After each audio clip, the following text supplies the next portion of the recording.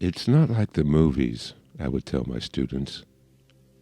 They always wanted to hear stories about my time in China that corresponded with their imaginations as served by the Hong Kong movie industry. Wise, white-haired Chinese kung fu masters quoting Zen, walking about in gardens while you sweated and underwent cruel and grueling tortures. Curiously, the students seemed most enthusiastic whenever I introduced some archaic form of torture to the class, like the 3-star blocking drill. Our arms would be black and blue from this exercise, I would explain, and then the students went about joyously beating themselves until their arms matched the aforementioned colors. Another myth, but that's what they wanted, and in between such nonsense, I had a chance to pass on some real knowledge. It was a class of yellow and green belts comprised of decent and hard-working mechanics, forklift drivers, and shop clerks. There were 11 young men in their early 20s and 4 women, perhaps slightly younger, but no less feisty. Ah, yes, there are mysteries in the Orient, but never exactly as you would imagine. And would that those myths were true. Would that be to your heart's desire? There appeared that night a stranger in our class. I always had a policy of allowing anyone that was interested to join a class. Other schools made such a fuss about keeping their styles secret. A secret until they had a year's membership fees from the student first, that is. But this stranger was not like the rest. He was hardcore. He was a biker. He arrived after the class started and asked if he could participate. I gave him my permission. I could see the other students were a little nervous. The stranger didn't seem very friendly at all. He was in his late 30s, with a tough, weather-beaten face and brown curly hair and goatee. Tattoos could be seen on his forearms below the sleeves of his well-worn black leather biker jacket. Calluses were unmistakable on his knuckles. The sense of dread increased in the room after everyone had changed into their uniforms, and the stranger appeared last, wearing a worn and tattered black belt. The stranger did not speak during the entire class, but rather gave grim and threatening looks to the other students. Several times, when a moment presented itself to speak out of earshot, a student would say, "What's the matter with that guy?" And, "I don't like the looks of him." I could see they were hoping I would throw him out, especially before our regular sparring session. But I pretended not to notice his aggressive behavior while I watched him out of the corner of my eye, as he did me.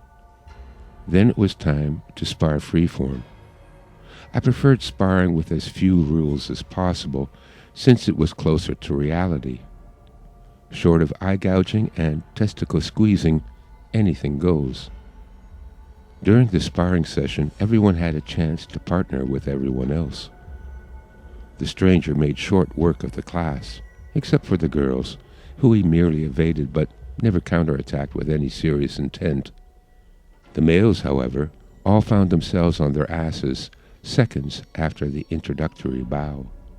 Fortunately, only their pride and possibly their ass cheeks suffered any injury.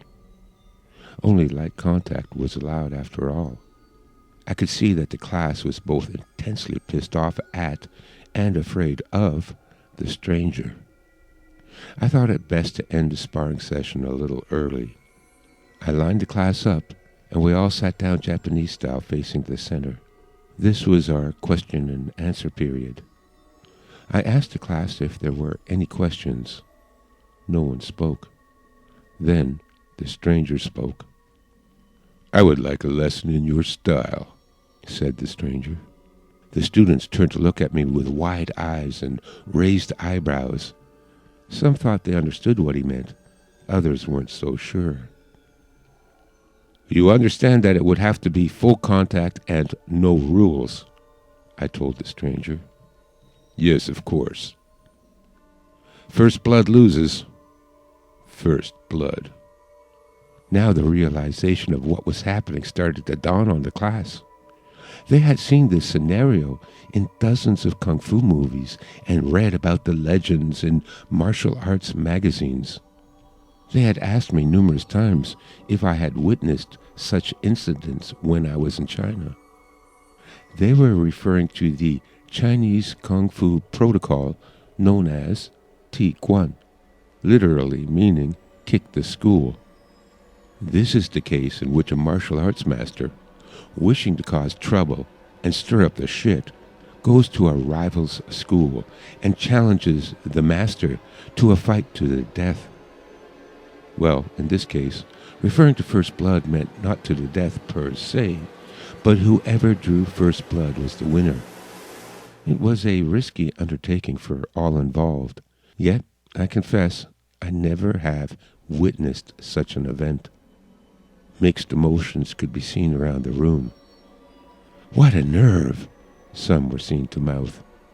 "I hope teacher kicks the shit out of that asshole," another whispered to the person sitting nearest.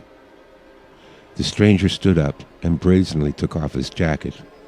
For the first time, the class saw the chiseled muscles of his chest and arms. But what caught their attention were the blue Chinese dragon tattoos the stranger sported on each pectoral muscle. On the insides of his forearms were tattoos of a tiger and a crane. He looked like a yakuza or triad. Now the entire class was really looking forward to watching me put this arrogant upstart in his place. Everyone knew the rules of such an engagement, but some forgot the most important part of the ritual, from their point of view, that is. I pointed to one of the young men sitting along the wall and told him, "You first." At first the man reacted with confusion, as though he didn't understand what language I was speaking. "You know the rules. Before he can fight me, he must first fight his way through my students. So you go first." The stranger turned and took a menacing step towards the young man, whose face drained of color before my eyes.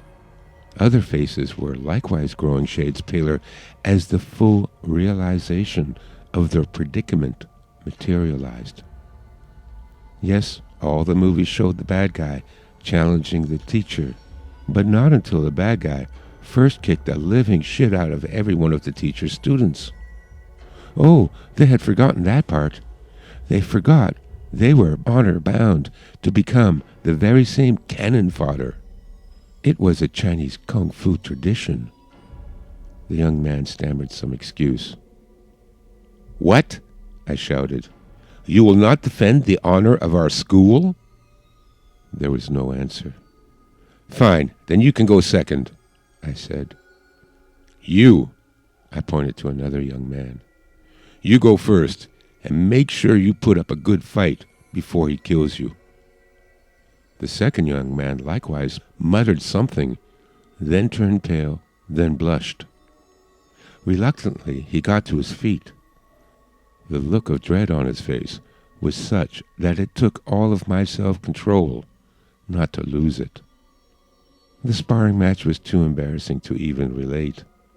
The student merely ran around the room backwards, sweating bullets for 3 minutes, until I called a halt to the dreadful display. I pointed to several more students and ordered them to fight the stranger. Each gave an embarrassed look, and none would get to their feet. "Well then," I said with undisguised disgust, "I guess I'll just have to do this myself." I stood up and assumed a fighting stance. The stranger did likewise. "You've got this coming," I snarled. Then we came together and kissed each other on the cheek. Holding my hands in his, the stranger said with a lisp, "Is that a new gi? It looks fabulous." "Why, yes, thank you. And did you get your hair done?" "You look fabulous," I replied. We turned, holding each other around the waist, to face the class. I wish you could have seen the "what the fuck did I just see" look on their faces. We finally could not hold it in anymore. I thought I was going to lose it from the moment he arrived, and after his dramatic challenge, it was all I could do to hold a straight face. Both the stranger and I dropped to the floor, clutching our bellies, and laughed until tears ran down our cheeks and our stomach muscles ached. After regaining my composure, I introduced to the class my best friend and kung fu brother, Dale. Yeah, I'm a stinker like that.